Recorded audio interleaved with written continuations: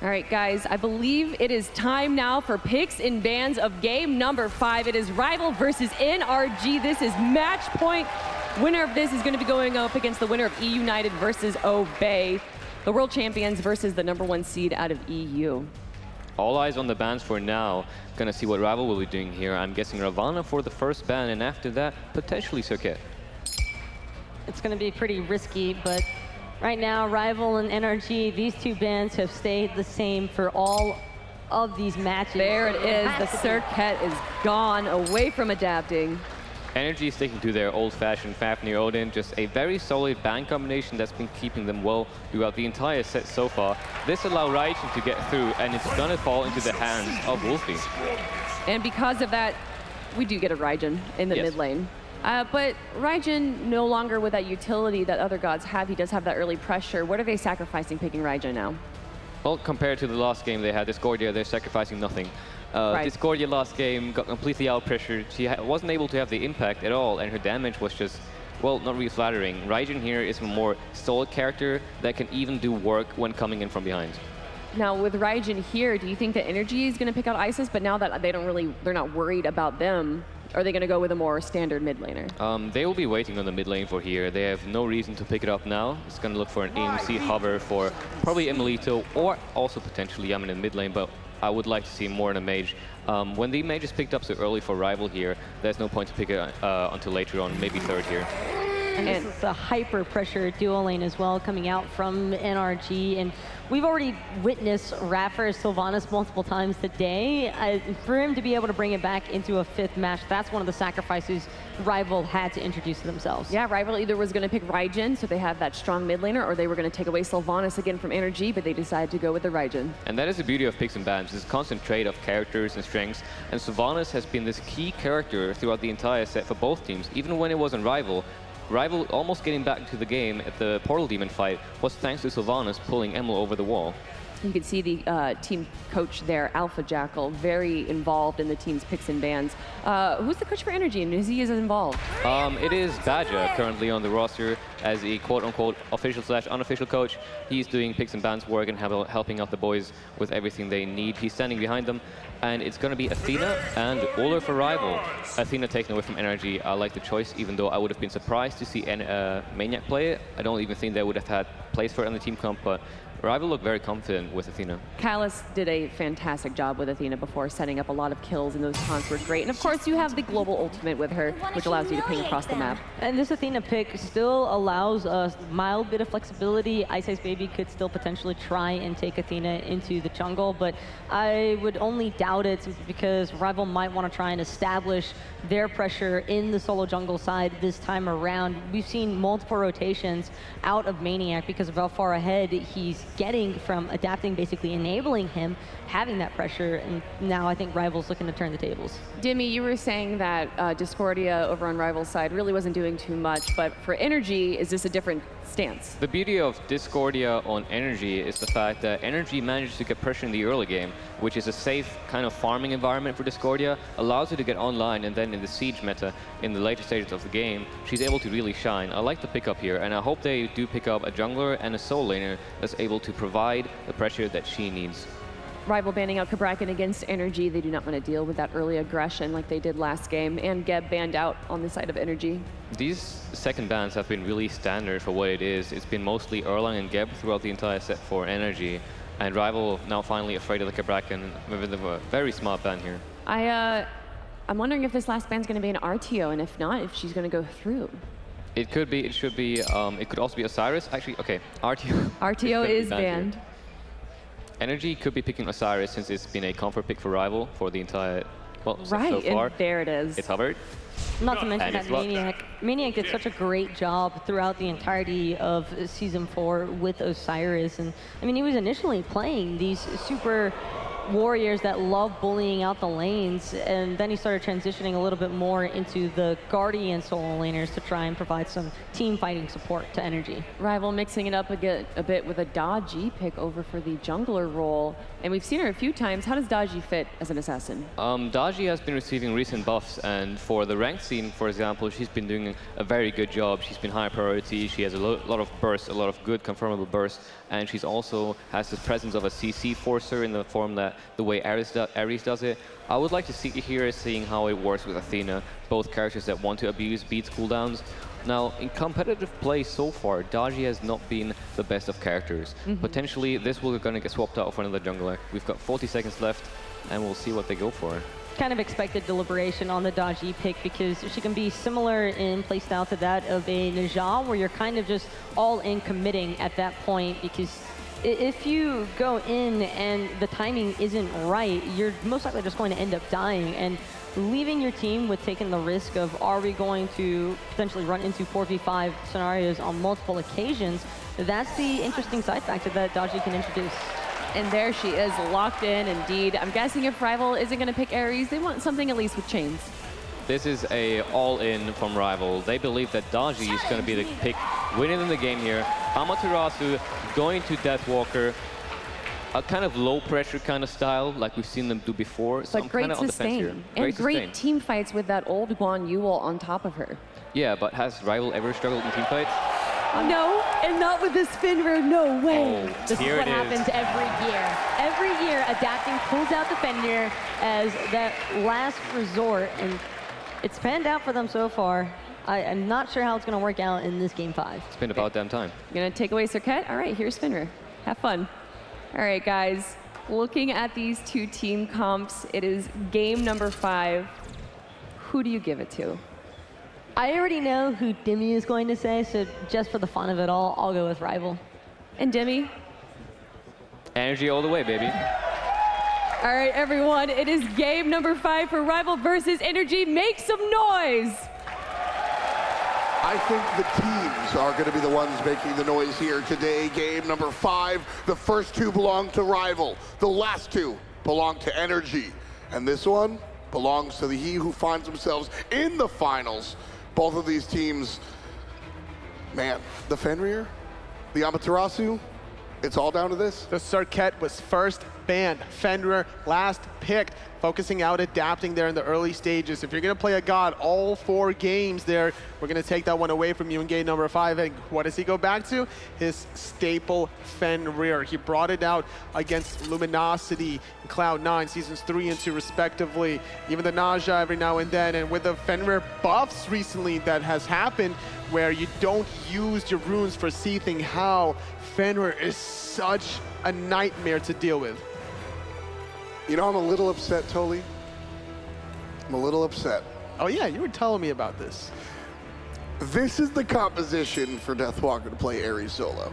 You can't play it all the time, but you've got the solo push in the mid lane by way of Ryzen. You've got Kalis on the Athena to help over there on the solo side. Instead, Deathwalker goes for the Amaterasu. He's looking to help out his team a little bit more. Those auras are going to be very important, especially in that late game when Yammyn is doing a ton of damage. It probably would have even deterred the last pick Fenrir as well, because who wants to deal with an Ares if you're Fenrir? But either way, wanting to play it rather safe than sorry. Amaterasu brings a lot to team fights, and the speed for the team, the damage. Early game rather, it's going to be troublesome, honestly, because she gets bullied rather easily. But in what we do have, we have sort of Ares-like, right? iceicebaby's ultimate is very similar on this Dodgy.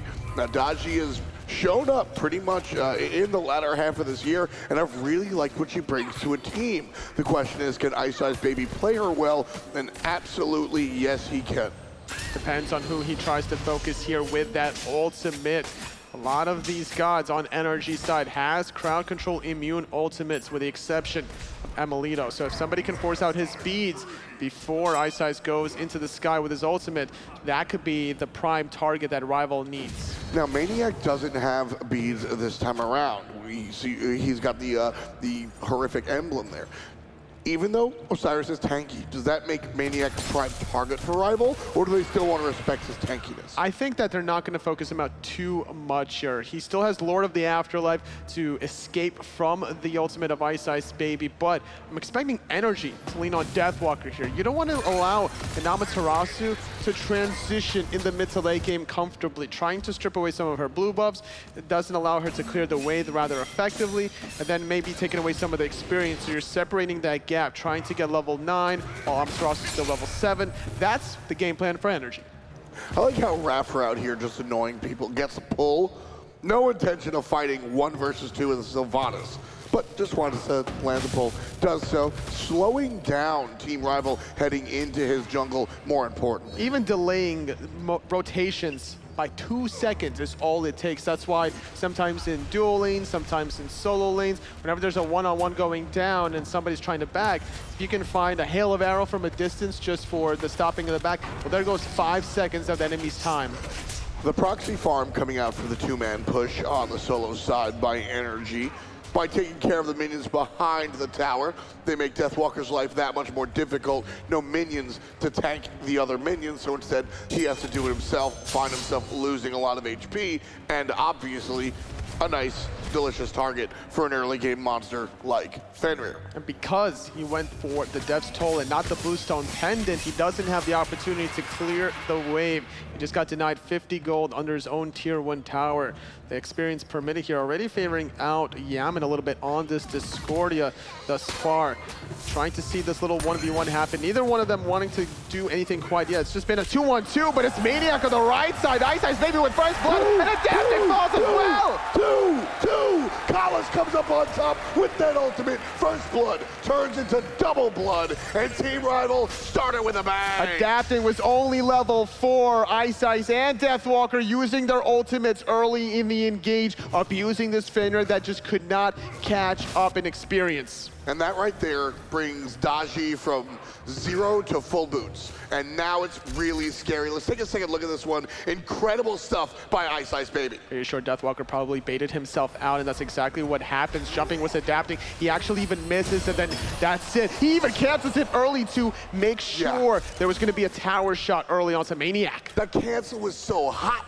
Oh, iceicebaby, and this is what I mean is Iceice plays his characters, he understands the ins and outs, and this is just what he does. The bait by Deathwalker, though, I think was the key there. Iceice is caught in a bad situation. iRaffer credited with that kill. The damage from Yammyn's Golden Apple, enough to take away the life of Rival's jungler. 2 for 1 thus far, though. 4 minutes into the game, NRG respond back. Even still, Team Rival find themselves up 800 gold. 500 for the bounty for the first blood, and then even more so just from sort of messing around in the jungle. But also, Team Rival, they need that boost onto their jungler. Adapting on this Fenrir, we're all scared of it for good reason, because Fenrir is highly mobile and will be omnipresent around the map. Daji getting that first blood and those boots, very important to allow iceicebaby to set the pace of the game. But now, with that 1 death for iceicebaby, it was a successful invade from NRG, stripping that speed buff away, still having their own speed buff for later. Blue buff has respawned from their side of the map as well. 5 minutes into the game, waiting for these oracles to respawn is Rival, but look where adapting is. I think he wants to go onto Deathwalker. Yes, he does. There's the jump, but perfect ultimate. Voids the crowd control. Yep. And not a care in the world. And that is going to mean that's about an 80-second cooldown remaining here on Deathwalker's ultimate. That's going to give plenty of time for adapting to swing back around the corner. The Ragnarok is going to be available here in a moment for that kill. And we'll see if that happens, because, I mean, Deathwalker has the sprint available. Even if he is hit by the ultimate, can run away after the fact, especially by way of movement speed, aura, and a dash, as long as it's not interrupted. Elementals was taken by NRG. They're now rotating on the right side of the map. They're looking for the kill here onto Deathwalker. They want it. Jumping in is adapting, but he's not able to commit. Deathwalker just barely able to dash away. One of the things I do like about this Amaterasu pick, even though it was before the Fenrir, is the silence. If you do get brutalized, all he has to do is turn around and dash into the Fenrir, and that will stop the brutalized. And honestly, dashing into the Fenrir instead of away is probably the better move, even though it sounds scary. It's very true. That Brutalize will do enough damage there. Also getting off some more damage of yourself and getting some more Death's Toll procs after the fact. I like the idea behind going for this Death's Toll versus Bluestone. That's been always the topic of discussion. Whenever a new player asks me, it's like, what should I go in Amaterasu roster? Do I go Death's Toll? Do I go Bluestone? DT allows you to just stay in the lane a little bit longer, more relevant. Bluestone allows you to clear the wave more effectively, but in team fights, you're going to be hitting a lot of members in the team fight, so you might as well get that sustain off. The Bluestone, Amaterasu clears the wave with just the Reflect Mirror at level 8, regardless if she has the Bluestone or not. You're getting you're getting that sustain by way of the Bluestone, but the Death Toll, you're basic attacking for the passive anyway. I love the Death Toll on the Amaterasu.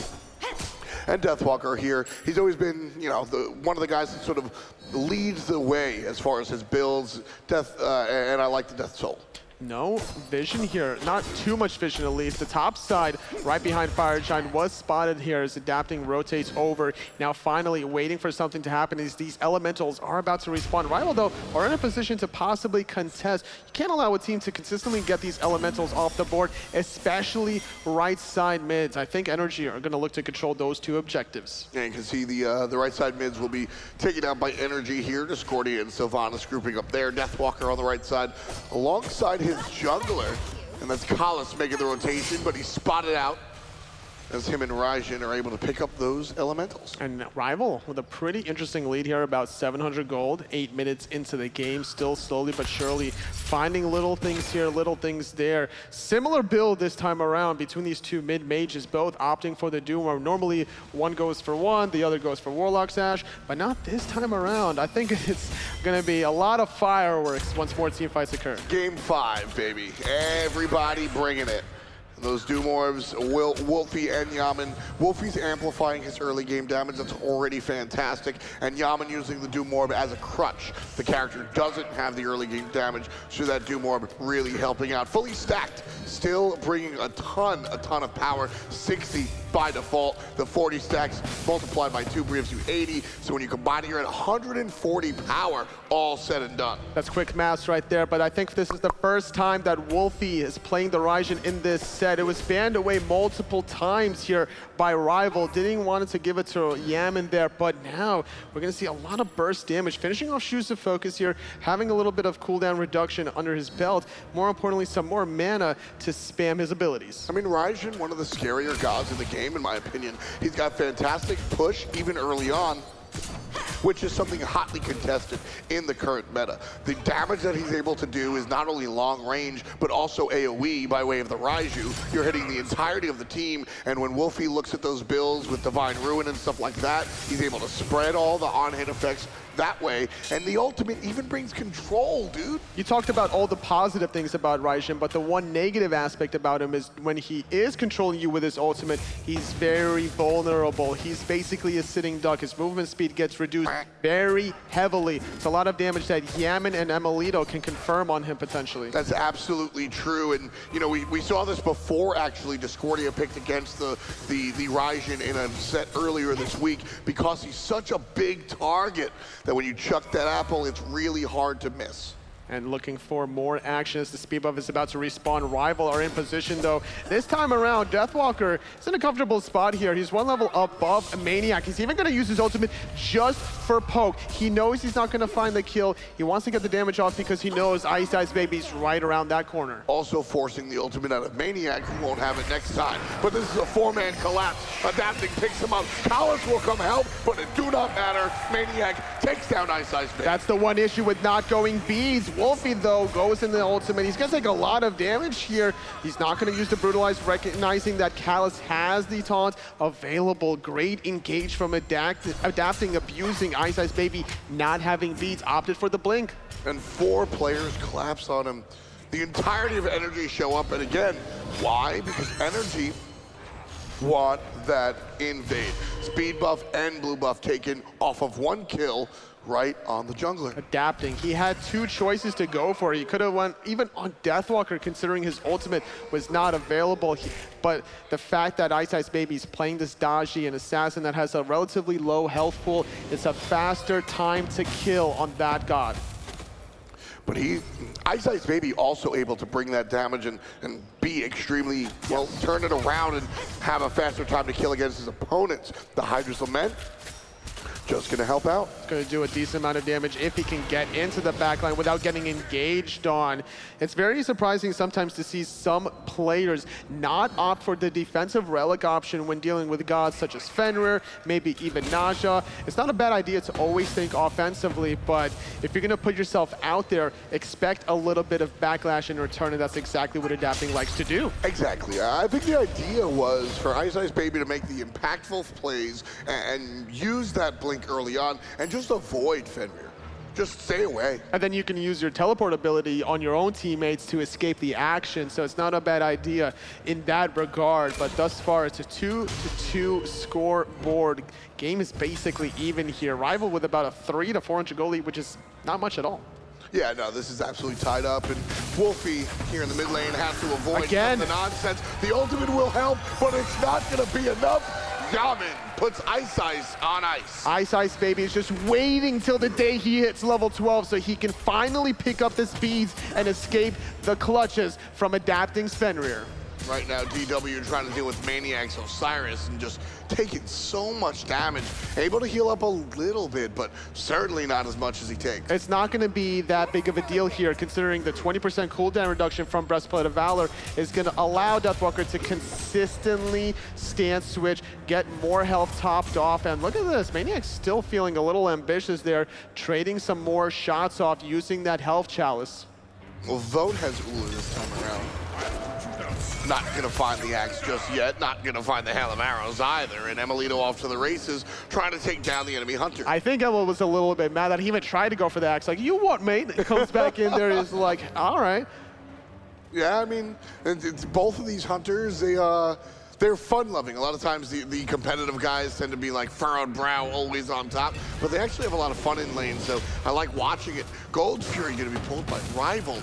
Interesting choice. It's surprising considering that Wlfy and iceicebaby's ultimate is not available. Iceice takes a lot of damage. They're already about half health there. All of Rival have to retreat. It's NRG that's going to start the gold instead. Adapting on the backside. He gets popped with a sprint there. He's looking for Iceice. He knows where he is. And the Goldfury already half HP. Adapting on the back end, gets his ultimate beads down by Wlfy, who then immediately turns into his own ult. Damage, damage, damage. Wlfy hits 4 drums and takes down 1 jungler. That's kill number 3. And maniaK, though, he's in a little bit of trouble as well. Caught between a rock and a hard place. 2 dead members from NRG. Rival jumping in. Vote. He wants Emil. The taunt is being waited. He catches out. So the B goes down, and iRaffer is being looked at. Is that 4? That's 4!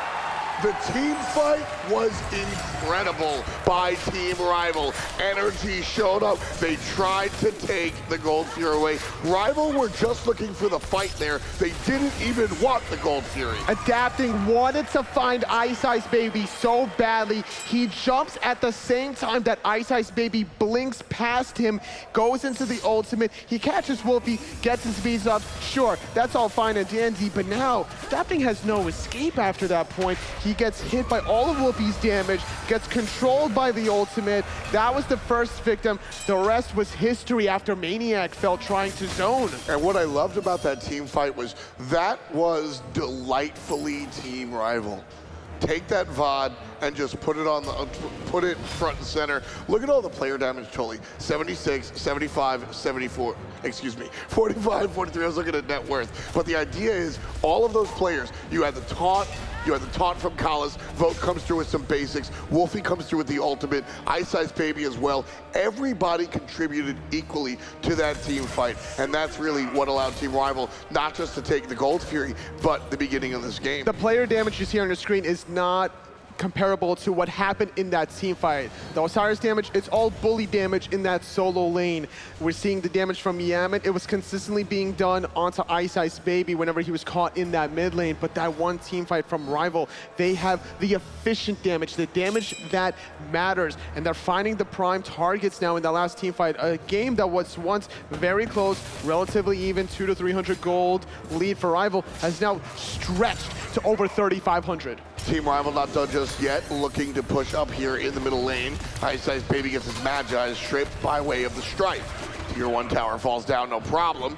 Deathwalker zoning from his team. Love that. The 4 guys retreat, and Deathwalker turns around and says, all right, guys, if you want to make it past me, you got to deal with it, and everybody else walks away. NRG, though, they need to find a way to not allow this game out of control if they want to defend their world title. Deathwalker, he gets taunted. He's surrounded by 4. Lord of the Afterlife under his tier 1 tower, but there goes maniaK. Lucky number 7 for Team Rival as they put down the Portuguese powerhouse. Team Rival walking up that right side lane, looking for a tier. They're not done. They're not done. But look what NRG are doing. This is their Season 2, early Season 3 style of play. When they know they're behind, they're not going to fight you. They're going to split push. Tier 1 falls on the left. Tier 1 falls in the mid. Rival, they got Tier 2. They want to get a Phoenix. There's no minion window. Finally, here it comes. There's only Yammyn here to defend, though. Strife is good. Good for that. Meditation, though. This is a 17-minute Phoenix for Rival without a Fire Giant. Meanwhile, left side tower is still alive. Mid side tower. This one will fall. What a base race here. Deathwalker, though, he's trying to stall out emilitoo here. He's going to try to engage, though. Lord of Olympus on top of Emil. Here comes the taunt. Emil in a 1v2 uses the Aegis, but Deathwalker has to retreat. He recognizes NRG are right around the corner. Yeah, the whole cavalry showed up, and everybody, that was very, very smart of Rival to walk away and back off. But after all is said and done, the big push on the right-hand side, Rival still up 3K. That's right. They traded 4 towers, though. Tier 1 and Tier 2 in both middle and long lane. That's 4,000 gold. Granted, they got 2,000 themselves from just a Tier 1, Tier 2, but the more important Phoenix. Now, there's going to be fire minions consistently flooding in the right side of the map. And this early on, fire minions are so difficult to handle. I was just going to say that. Late game, you could just shove one person there and take care of it. This is a problem. Totally, this is an 18-minute That's right, but it's a bait because they're going on maniaK. They get the taunt, they get the damage. They're waiting to continue a little bit forward. They got poked out, but keep in mind, though, that they have a meditation coming up soon in 35 seconds to stay relevant in a team fight. NRG trying to wrestle themselves back into game number 5. Rival have the lead, but it's certainly not guaranteed. Adapting is picked with the Magi's Blessing to deal with some of the CC. Same thing on the other side as far as Team Rival is concerned. But again, is it about the objective, Toli?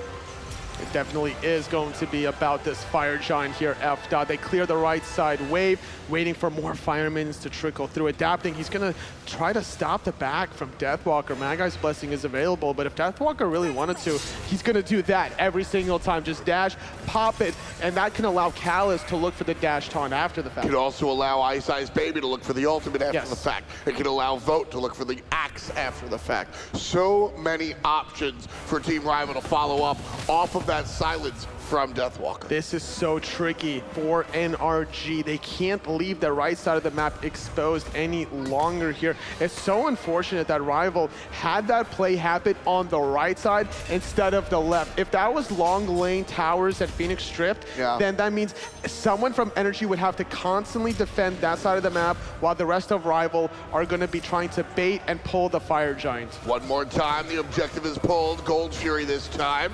Half already on the Big Fury.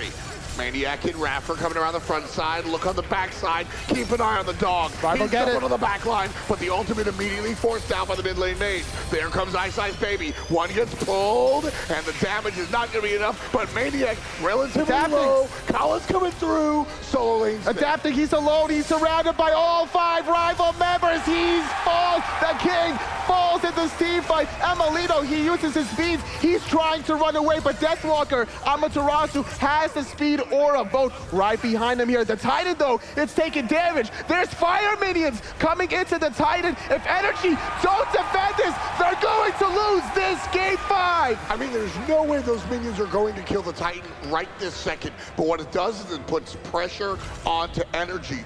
now they have something else to do. They cannot just commit to a single team fight or a single objective. They have to commit to their backside base as well, which opens the door for Team Rival, and they walk right on in. Slow and steady is the name of the game now for Rival. Getting Wlfy, finding the pick. All right, no more towers for Phoenixes. Bait this out, try to catch iRaffer. The taunt is good. The damage follow-up. iRaffer's forced to retreat on the north side. Vote is off the mark. Deathwalker's forced to run away. He's a little bit too low, but maniaKK is off the mark. Nice chase. Deathwalker going to be able to back to base and walk through the portal. I think it should still be available. It will indeed be available. And now NRG's right side Phoenix has respawned. No longer will they have to deal with these fire minion waves. They don't allow Rival to secure the Fire Giant. They are up about 5,000 gold here. It's a comfortable lead, but in a 5-on-5 situation, it's still risky to go for this Fire Giant. Half HP. There's a taunt. maniaKK gets hit. Nice stun coming out from Vote. No follow-up just yet. Fire Giant still in control by Rival. Adapting. But they're all looking at the dog. That damage, so much so on adapting. He's already less than half health. He needs to use that Seething Hell to lifesteal off the speed buff consistently, and that's gonna force Rival to try to go for this Fire Giant. Big boy taunt that's gonna be right into the silence coming out from Deathwalker. Chain. This time maniaKK from the is jungle, low. and there's a kill. Rapper's dead. That's a double. Vote. 2 kills for the Hunter. Wlfy falls, though. emilitoo has something to say about that. Vote is trying to run away. Ragnarok being used, cashing out Callus. It's a 2 for 2. That cannot be good for Team Rival. Big points because Vote is showing up again. The big difference about the last couple of matches was Vote wasn't bringing the damage. This time he totally is, and that's where Team Rival succeed. iceicebaby too low to stay relevant in the fight. emilitoo feeling himself. He's going to force this Fire Giant in a 3-on-3 situation because they recognize that iceicebaby back. The root is good onto Deathwalker, but he dashes before the stun happens from adapting. And moving forward now, Rival still trying to group up and defend this Fire Giant. Still not too much damage on the big boy just yet. Adapting to the zone, Deathwalker, Vote, and iceicebaby here and available.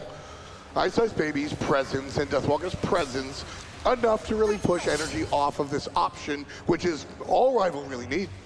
Trying to find something. They spot the fact that adapting has back, but nobody from Rival are anywhere near in position to take advantage. The respawns has happened from both Wlfy and Callus there. That unfortunate 2 for 2 that could have easily equaled a Fire Giant if they didn't lose those 2 after the fact, but it just NRG knows what they can and can't get away with. They know yeah, we lost 2 people early on in the fight, but we still have abilities to throw at you. And Emil always understands exactly how dangerous he can play. He knows his distances. He understands that even if he's low, he's got a little bit of relevant lifesteal by way of double. Aussie and the gloves, no problem for him to stay in these extended engagements. Something that Ataraxa did yesterday was the triple lifesteal, adding Bloodforge to the end of his build. We'll see if Emil follows suit in that regard, but NRG starting Fire Giant 24 minutes in. Rival are fully aware as Deathwalker is within vicinity. He doesn't spot the actual health remaining though, but adapting very low, taking too much poke, is retreating in mid. Ice really important in these team fights. He's been able to bring a lot of control by that way, but the ultimate this time wasted.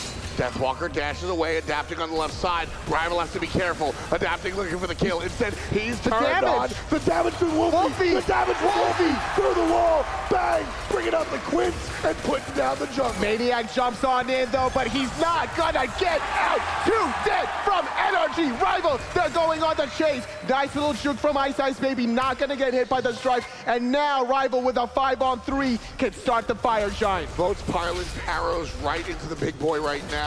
On zone duty is iceicebaby. He goes in. Has the help from Callus. Forces the Aegis. Oh, but iRaffer is forced into the graveyard. 3 dead from NRG. It's only Yammyn and Emil to watch from a distance as Rival are trying to secure the Fire Giant that they forced to retreat all the way back to the right side. Rival, they walk away with the first Fire Giant of the game. NRG right now in this game 5. Totally, who won Worlds last year? It was NRG. Totally, who won Worlds 2 years ago? It was Epsilon, Okay, AKA NRG. You ruined my whole effect. My point is, They've won the last 2 years. Yes. And they've looked dominant doing so.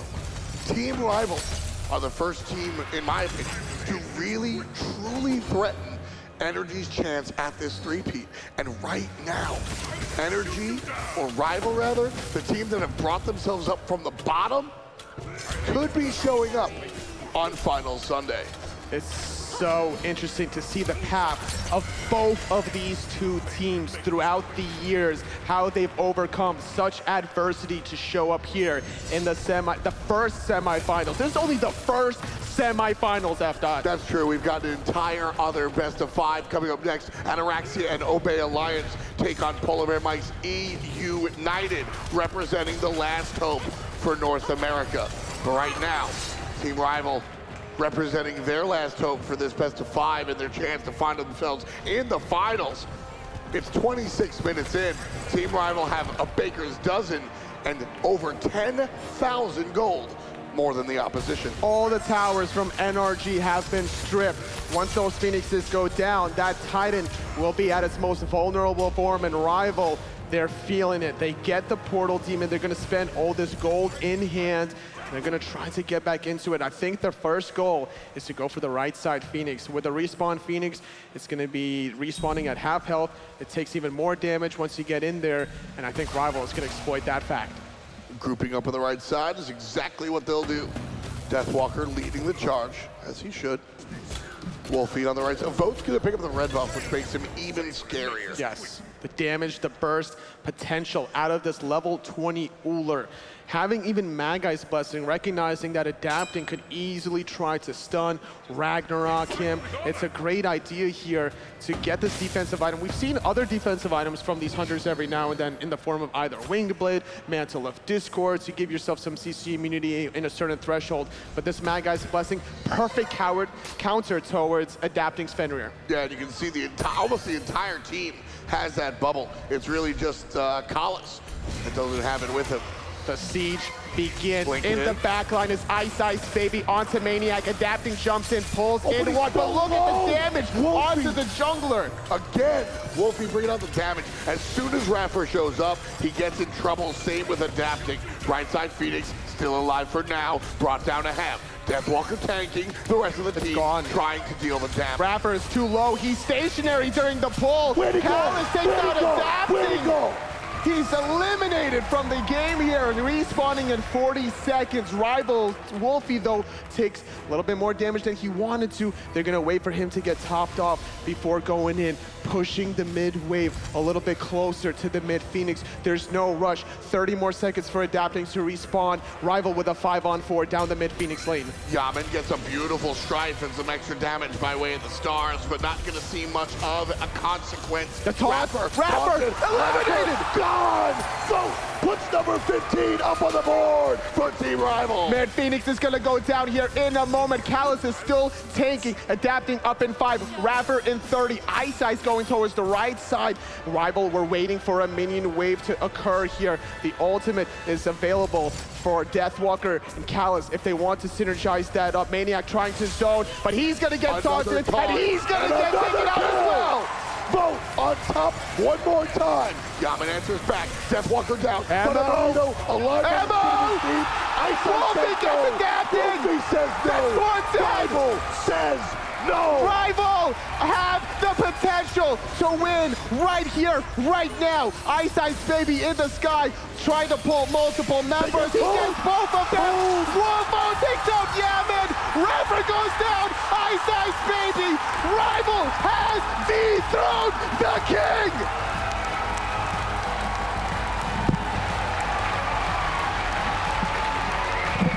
There will not be a three-peat for NRG. There will not be a third ring for King Kennen and his squad. But the spotlight has shifted from one side to the other. And who does the crowd care about? Kelly, take it away. Thank you so much, Tom. My goodness, the Kings have fallen. The two-time world champions are down. And Rival, the #1 EU seeded team, is going to be moving forward. Taco, run me through what happened in game number 5. Rival just went with a make it or break it composition. They put everything into this dodgy pick, being able to pan out alongside of the Athena, and they just played it out no, I shouldn't say flawlessly, but I should say that they capitalized so much off of NRG's mistakes, and that is ultimately what made the difference between these two teams. Man, I'm going to be honest, when I came off of this, I met up with Hinduman. He said, historically, there's never been a reverse sweep at HRX. And I thought it was going to be NRG's game coming off of that snowball, but Demi. It is so hard to make it happen, right?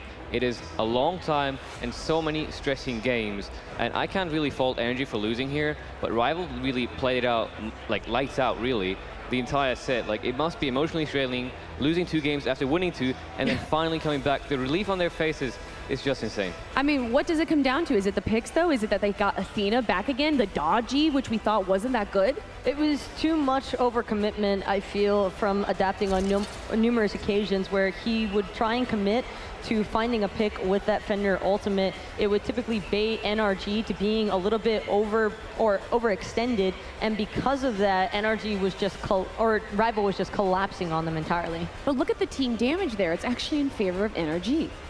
Well, I mean, the team damage really... Wait, sorry, what? The team damage right there, 77K. I didn't even see that. Yeah. That's actually crazy to me, because like the entire game we see NRG not being able to do much. It was adapting, jumping in. He had like 3K player damage. I'm so surprised to see this. Yeah. He's the guy that's trying to make everything happen on the circuit. And now on the Fenrir, it just doesn't come together. He goes in, he jumps in, he doesn't find the target, he gets blown up by Raijin. It's crazy to me. Who on Rival do you think was the star player on this set? I mean, I want to say, before you guys were talking about in game number 4 that Vote was mispositioned, he needed to play better, and he definitely seemed to step up here. It wasn't just one member in particular from Rival in this last game, or I don't feel it was that way in any of the matches actually from Rival. It was just that collective team effort. Every single one of these players just really utilized everything possible in order to come out on top. Man, you can hear the audience. They are excited. I mean, everyone loves an upset, right? Although I guess if you're looking at this story for this season alone, NRG was actually kind of the underdog in this. A little bit, actually, but that's the craziest part about this set in particular, is that they have so much backstory between these two teams. I mean, Rival, coming from where they were to being where they are now, is absolutely crazy to me, because this was a team that was mostly written off as we can get some great scrim practice out of them, but other than that, I'm not sure what more we're really going to expect from Rival or see. And they just completely blew everybody away, I think. They did indeed, and I think that there is a crowd favorite on the stage right now. It is Deathwalker for an interview, everyone, with Gabriella. Hey, everybody, welcome to the stage. We've got a member from Rival here. You played phenomenally. Just one thing, going into this, very highly anticipated, the previous champions. Did you expect to draw this out to a game 5? No, we did not expect a game 5. After how the game 1 and 2 went, we were expecting a 3-0, but they adapted really well to our strategies. Well, one thing, just looking at that last game, taking down a Phoenix at around 16 minutes, I think it was. Whose call was that? I think that was just the whole team calling it. They just told me to back and try and defend a tier 2. I couldn't defend it on my own, but I tried at least, and delayed their backs as well. And with 4 players, even at that point in the game, you can actually take down a Phoenix if no one's actually defending it. You secured your spot in the finals, and when it comes to your opponent, it's yet to be determined. Do you have a preference of who you're going to go against? We would like to go up against the United, simply because we never played them before. But Obey were our scrim partners for this Up to World stage. So, I mean, I'd say United. I would like to play United a lot more than Obey, since we played against Obey so much. We have a lot of fans out here in the crowd, watching at home. Any words that you have for all of them? Excuse me? What words do you have for your fans out there? Oh, thank you guys very much for all the support. Shout outs to all of you. Thanks for watching. Shout outs to all the sponsors. And I hope you guys enjoyed this set.